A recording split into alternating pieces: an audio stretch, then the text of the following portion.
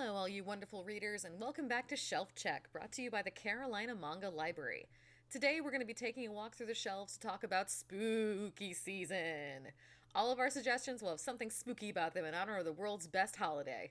As usual, we're going to recommend several graphic novels from different genres and tell you why they are amazing. As a reminder, we are only recommending series that are officially available in the US, either digitally or physically. Today's episode is brought to you by our wonderful patrons. Special thanks goes out to our honorary librarians, Chaos-Chan and Sean Vahek, and our library assistants, DB Explorer and Vanessa Warner. So with all that out of the way, let's get reading!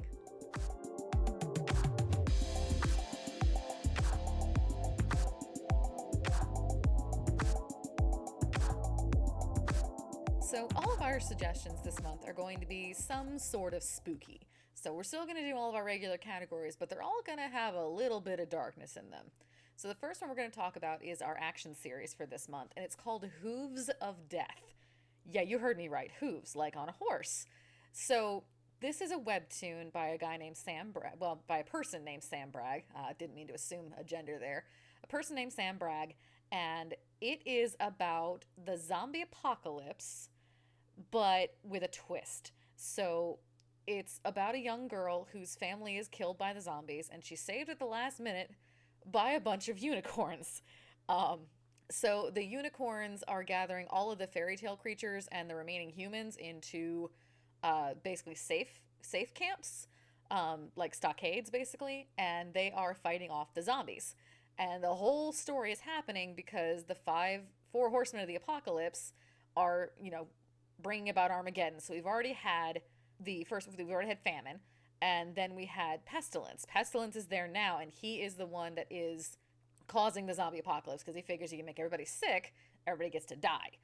And the whole thing is happening, and it's been drawn out for like 10 years of zombie apocalypse because death won't come and do his job. So our main character, the young lady, goes off with a bunch of unicorns to go find death and make him do his job. This series is actually completed. It's on Webtoon, so you can read the entire thing, and it's not locked behind a Daily Pass paywall. Yay. As a time of recording on October 14th, 2023. But if you're listening in the future and it's paywalled, I'm sorry. But the best thing about this series is the characters, because nobody is what they seem to be. So, like, our main character is told that she's going to be the fifth horseman, so the one that will come make the world better after death does his job. And our main unicorn person, she is told that she is going to have to become a steed. So each horseman rides, their certain kind of steed, the fiery steed, the skeleton steed, all that good stuff. And all those steeds are unicorns. So we have the dichotomy of the human character trying to save what's left of humanity, and the unicorn character trying to save what's left of the unicorns, and also not become a horseman of the apocalypse. So it's the kind of fantasy series and action series where you really, really want to know what's going on. The author does a really good job of taking the story and stringing out just long enough where whenever a new character gets introduced, you don't think it's like a continuation. You think it's like just the next thing in the story. It flows so naturally, and it's so good. And the zombies are super, super creepy, which is great. Forgive me in advance. I recorded this 4 times, and my cat is really, really interested in talking about this series with me. So forgive the cat sounds in the background of this particular month's stories. So back to Hooves of Death. If you like your action stories with a lot of great sword fighting, a lot of interesting storylines, a lot of interesting characters, you should really try Hooves of Death. Again, it's finished, so you can actually read the whole thing in one sitting. And I'd really love to hear what you hear about it. So jump on my Discord and tell me if you've actually read this. So our next series is going to be a comedy series, and it took me a long time to actually choose which dark comedy I wanted to go with, but I wanted to go with one that's kind of flown under the radar for most people. And I want to tell you about Mieruko-Chan, which is by an author called Tomoki Izumi, and it's being put out by Yen Press. So Mieruko is a young lady who sees dead things, and she has decided that as long as she ignores the dead things, then they can't hurt her and they can't do anything to her, but they are constantly trying to get her attention, and she sees them literally everywhere. So For example, she comes down to breakfast one day and her mother's there and her father's there and her little brother's there and they're all having breakfast and everything's great. And she keeps seeing this dead thing next to her dad. And it's just like constantly sitting all around his shoulder. It's like wrapped around him and it's awful. And she gets up and she's getting ready to leave and she's barely choked down her breakfast because this thing is so scary. She's choking down her breakfast and she gets up and she gets ready to leave. She's like, okay, I'm getting ready to go to school now. And her mom's like, bye, sweetie. And little brother's like, bye, sis. And the dad's like, have a good day, sweetie. And Mieruko is getting ready to walk out the door, and her mother's like, I just wish your father was still with us. And you realize that her dad's dead, and he's got a demon around him, and it's great. And the situations that she gets into, and the lengths that she goes to avoid getting the attention of these dead things is just fantastically funny. On top of that, though, besides the fact that the storyline and the setup is just absolutely hilarious of her trying to ignore all these dead things, does anybody remember those books from the 90s, those scary stories to tell in the dark books, where the stories themselves really weren't all that scary, unless you were, a really good storyteller, but what made those books terrifying was the blood-curdlingly frightening artwork that was there? Yes, same thing here. The demons and ghost things and dead things in Mieruko-Chan would make Junji Ito look like a bunny rabbit, okay? They are so wonderfully grotesque and unique and just plain creepy. None of them look the same. Hi, Mia. Good kitty. None of them look the same. They're all completely different. They're all just this wonderfully twisted dark body horror. And they're so wonderfully creepy. And someone actually want Mieruko-Chan to actually notice them. And they're trying literally everything they can do to be as creepy and scary as possible just so that she'll meet their eyes.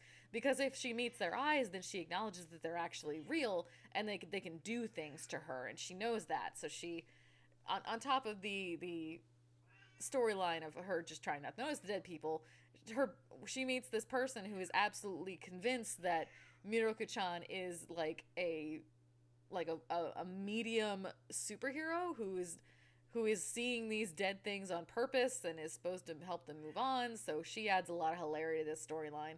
And on top of that, there's these other two dead things that are trying to protect Mieruko-Chan from the really bad, scary dead things. And it's just a whole thing.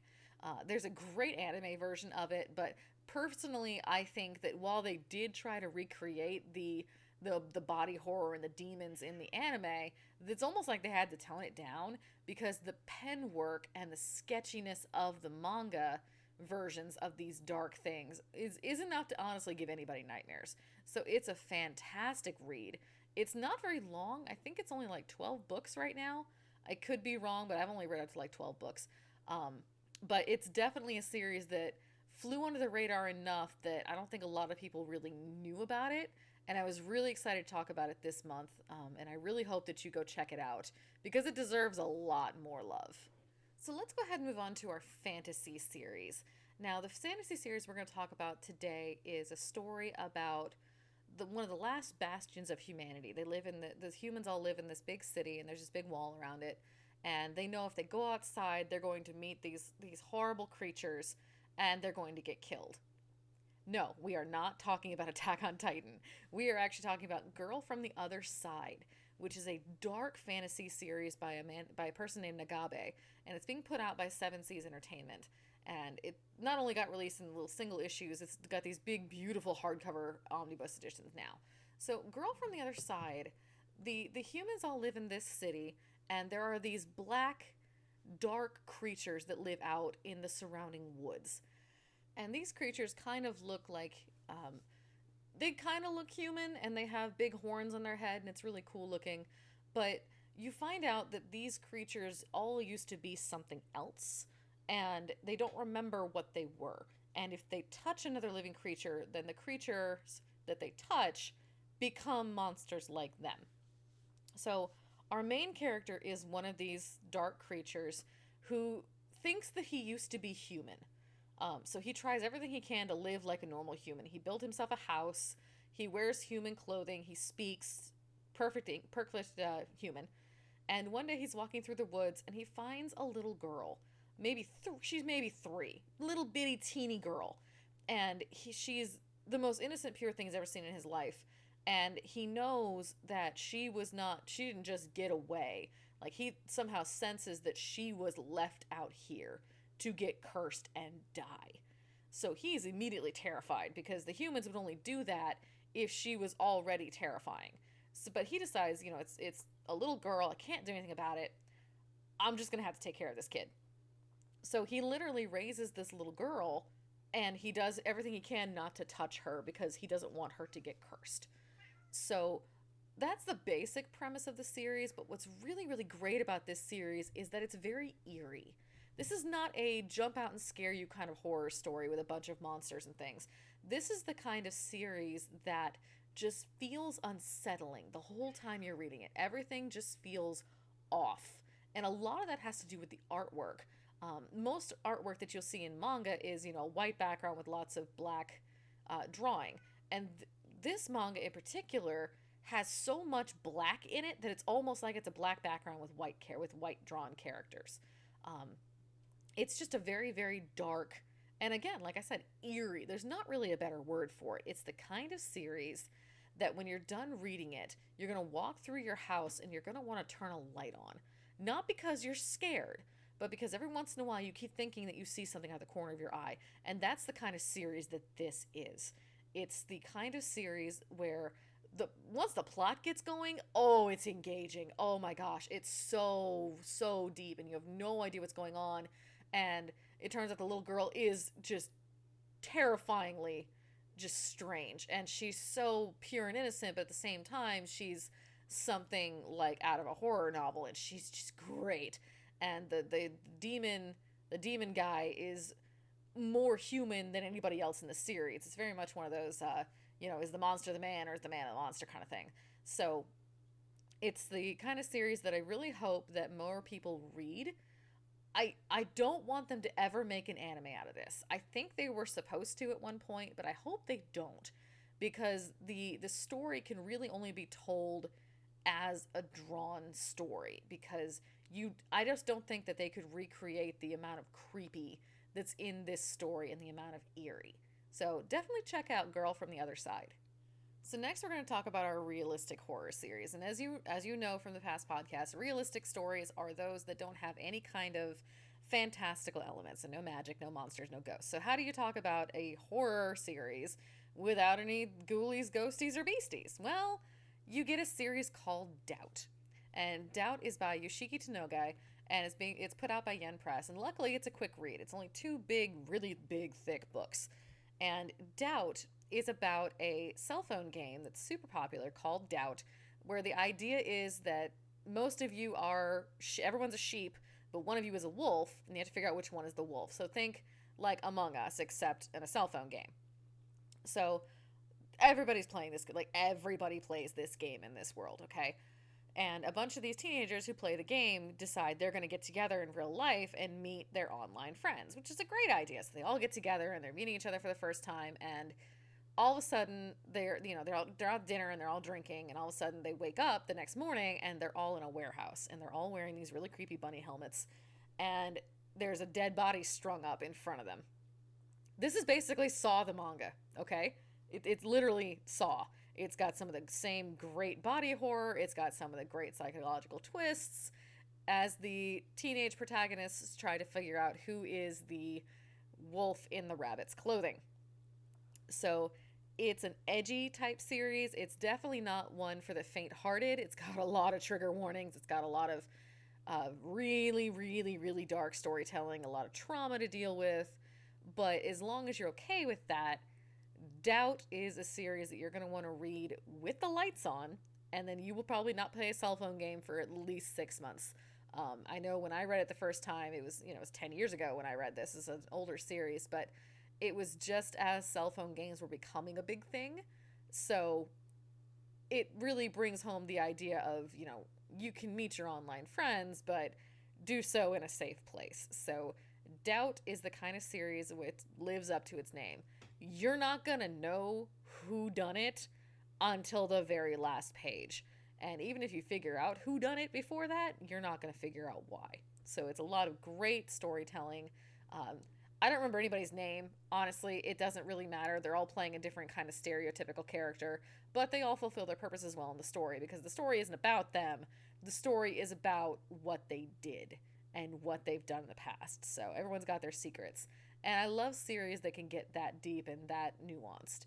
So definitely try Doubt out. It's a kind of story that you can read quickly, but then you're going to read it the second time to get all the tricks and the little hidden things that keep showing up everywhere.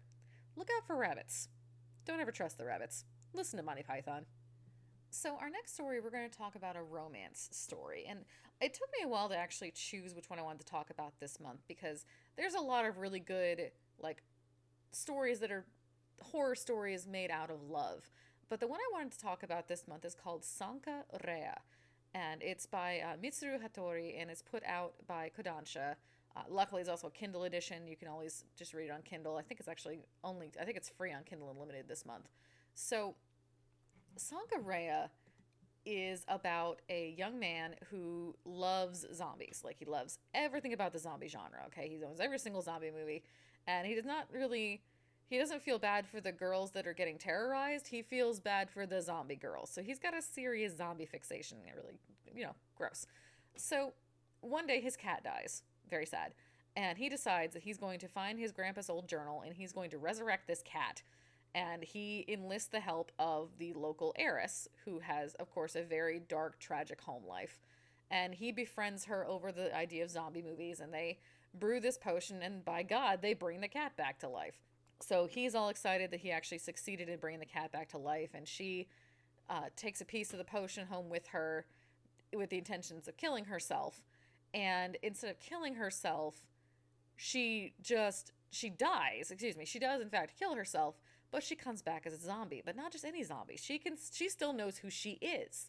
She just happens to be in a rotting body now, and nothing can hurt her. So she's dead, and she knows it, but she sees this as an opportunity to suddenly be a regular person. She can get away from her horrible family. She can go to school and be friends with people. She can start to have feelings for the boy. And she can just start to be a normal girl, just one that happens to be undead. And of course, you get on with the story, and there's darkness, and there's more problems with the zombie potion, and she's constantly rotting. So one day she's going to stop moving, and then she sometimes turns into an actual zombie where she wants to eat people. So it's the kind of story that really keeps you guessing. But at the core of the whole thing is just a very sad girl who had a really sad life, who, thanks to this zombie potion, literally she gets herself set free, and she gets to actually experience her life instead of being told by her family who and what she's going to be and what she's going to do. So it's the kind of series where I really, really, I don't like the premise of this series. I don't like the idea of suicide being the answer to all of your problems, and it's not. Please don't. If you are feeling those kind of things, please, for the love of God, email me instead of doing anything to yourself. I will happily listen to you, okay? I will be your friend. Don't do something drastic. Don't come talk to this strange manga librarian instead. But the girl she's so lovable. And the boy is also lovable, but also an idiot. So it's a kind of stupid meet cute. So this series, while very strange, does keep you turning pages until the very end. You're going to want to know what's going on. You're going to want to know if she stays a zombie or if they find a way to cure her. You're going to want to know if he's going to somehow, put an end to her life, or if he's going to live with her forever. And you just want to know how this story is going to end. And when you get to the end, you're going to probably be mad at me, because it doesn't end like you think it's going to end, and it doesn't end like you're afraid it's going to end. It ends in a very different way. So if you like your horror stories with a little bit of funniness thrown in and a genuinely cute little romance with each other on top of, being a zombie, you definitely try out SankaRea, SankaRea. It's an older series, but it's completely finished, and again, you can read it on Kindle. Give it a shot.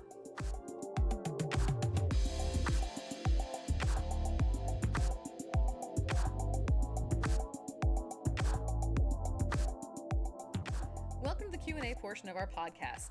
Our first question comes from one of our wonderful patrons. It's Reed Riordan Universe. And their question is, what's a book or series from a genre that you aren't usually fond of that you really enjoyed? This is actually a really fun question. I really dislike most isekai stories because unless they do something really interesting. Don't get me wrong, isekai is a great genre and they all have their own little quirks, but most of the time it's just a power-up storyline with either discovering the power of friendship or the strength within, and it's just never really very interesting to me. So I was really surprised to fall really hard into Quality Assurance in Another World. I'm going to talk about that one deeper in a future podcast, but basically, dude's stuck in a video game. He's there as a debugger, and he's got to stop the other debuggers who have lived there for like a year and are all breaking the game. I really, really liked it because it did something. I didn't even realize it was an isekai until like chapter 3. So it's the kind of story where I was just drawn in almost immediately because it did something a little bit different. Our next question comes from Chai Dream Latte. What manga would you recommend to an upper elementary school student? I would recommend anything with a young protagonist. Those tend to have storylines that are at acceptable reading levels for kids that age and don't deal with a lot of the adult topics. So things like, the Pokemon manga, Cardcaptor Sakura, Ascendance of a Bookworm, Cells at Work Baby, which is so unbearably good, Kingdom Hearts, the Legend of Zelda manga, the Splatoon manga, any of those things that you can relate to stuff they're either watching on TV or playing on their whatever game system they have. There's usually some kind of manga tie-in to it or graphic novel content tie-in. So anything that you can think of that has a protagonist about the age of the kids that you're trying to recommend to is a great way to start. All right, our next question comes from Darth Newless. I am on an Overlord kick. Is anything that's similar that'll tide me over? I also love Monster Girls. Anything other than Monster Musume that's worth the read? That's actually a really fun question. You should try Re-Monster, which is basically about a human Esper who's killed and gets reincarnated as a goblin, or Solo Leveling, which is where a low-level fighter in this world basically gets chosen by God to basically turn his life into a video game with leveling up and powering himself up. Those kinds of stories, I think, would really appeal to what you're looking for. Definitely try Solo Leveling. That one will be easier to get a hold of. Re-Monster's a little bit older, but it's definitely worth trying out. We have a couple of announcements for this month. We just finished up SubasaCon in West Virginia, which is one of the cons we've been to for, I think this was our 7th or 8th year going, and we really, really love the con and all of the groups of the people that we meet there, and we had a lot of fun meeting up with a bunch of people again. Plus, it's always nice to go up in the mountains during fall. There were lots of pumpkins. It was very cool. Upcoming appearances, we will be at NecoCon in Hampton, Virginia, the first weekend of November, and we'll be there with our whole collection of books, and they'll be doing a charity auction where we're one of the recipients, and we'll be donating a wall scroll that's signed by the 3 main cast, so you can bid on that in person only, unfortunately. Our other announcement for this month is that we have our pets reading calendars finished. Those will be available to purchase starting on November the 1st, and there will be an announcement through all of our social media with a link to that. And there'll be some other fun merch too, a chance to get some of our pins from the Kickstarter and some of the stickers and other things that we have to offer.